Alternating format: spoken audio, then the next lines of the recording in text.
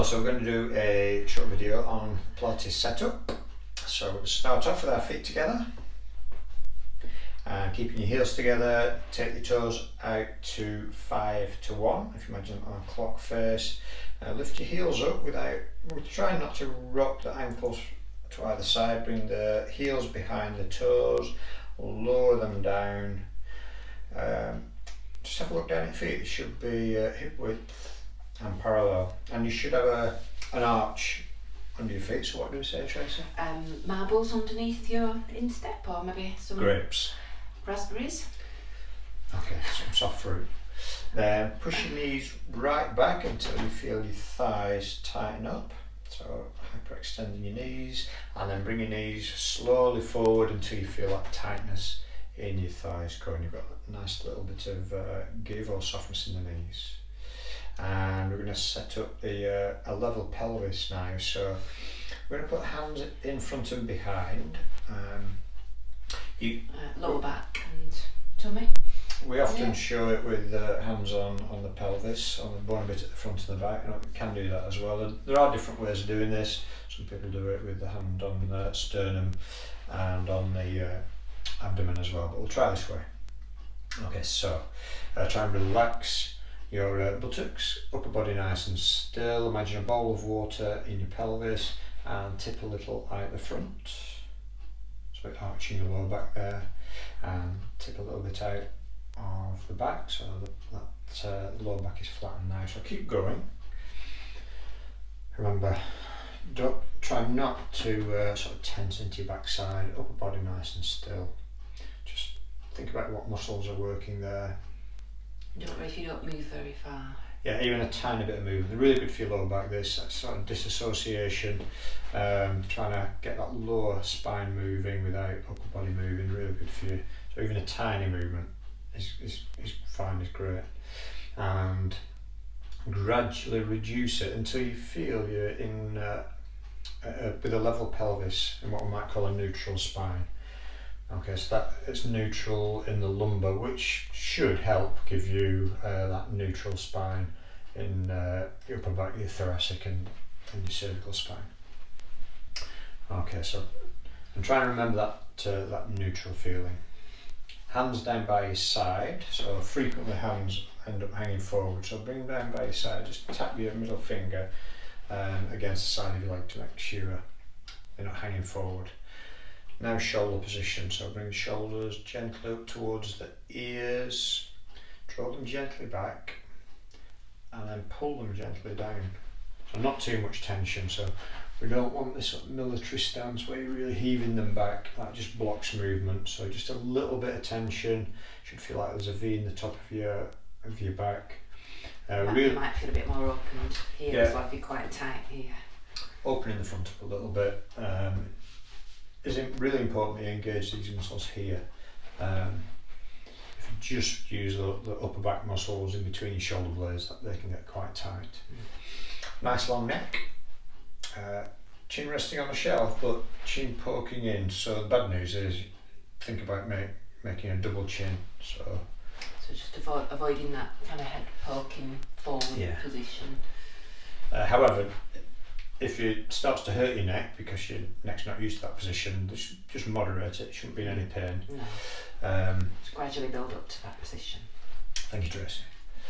And imagine there's a piece of string tied to the top of your head, or just behind the top of your head, attached to a big helium balloon, and it's pulling up towards the ceiling. So sort of lengthen your spine out. So think it nice and tall.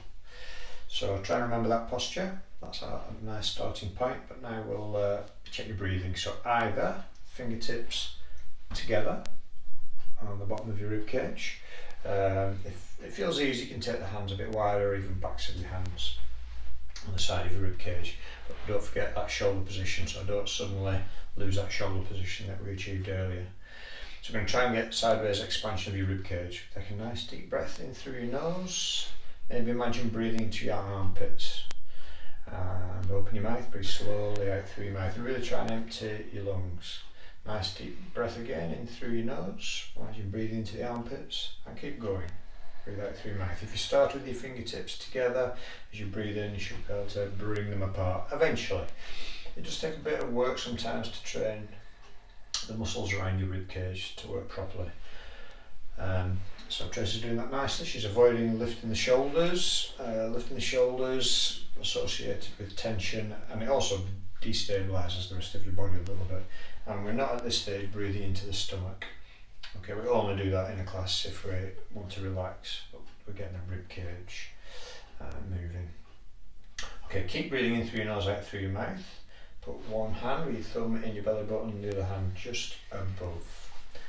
So keep breathing in through your nose, out through your mouth in that sort of timing that we've been using so far. So don't hold your breath at all. But next time you breathe out through your mouth, I want you to lift your pelvic floor. Imagine you're trying to stop yourself going to the toilet. Concentrate on the front. Lift all the way, 100% tension. You might feel the top hand being pushed out. Remember, breathe through this if you need to, but hold that tension. Next time you breathe in through your nose, just relax that tension completely. What we did there, we lifted the pelvic floor, engaged a lot of the deep stabilising muscles around the spine, but we over-engaged and ended up probably doing abdominal doming, pushing that top hand out. So we want to avoid that. So next time you breathe out through your mouth, we're going to lift again. Think about the pelvic floor, concentrate on the front, just half the tension of last time. That top hand probably not pushed out as much. Keep breathing, keep that tension. Next time you breathe in through your nose, completely relax. Incidentally, an alternative to lifting the pelvic floor is to think about your belly button going towards your spine, so that can work as well. Or drawing a belt in that's around your hips. Yeah, drawing a belt in, a nice wide belt, so that's that belly button coming in thing. So the final stage of this is next time you breathe out through your mouth, lift the pelvic floor or pull the belly button in. Just half of last time, so this is 20 to 30%. Shouldn't feel that top hand being pushed out. Just hold that tension, so we'll call that being centred. Just press down a little bit with your bottom hand and you should feel a bit of tone there as all those deep muscles are engaged. Now try breathing through it. So hold that tension, breathe through it. You shouldn't feel the movement under your hand because you're breathing into your ribs. And once you achieve that, you can take your hands down by your side, just keep centred. If you're going to go into some Pilates movements. Once you've got your correct setup, then you might just want to roll your body weight, move the body weight just slightly forwards and backwards. And feel where the weight is being placed, for example, on the balls of your feet and into your heels. And then eventually just stopping where you feel your weight is level and evenly placed. That tripod that you mentioned. Yeah, in the feet. So really tune into your feet, get a lot of feedback from your feet. Once you're in your correct posture. Hopefully, eventually, those deep stabilising muscles will switch on automatically. So it's actually supposed to switch on before you do any movements. But often they're a bit lax, gone to sleep a little bit. Okay, so there's your setup.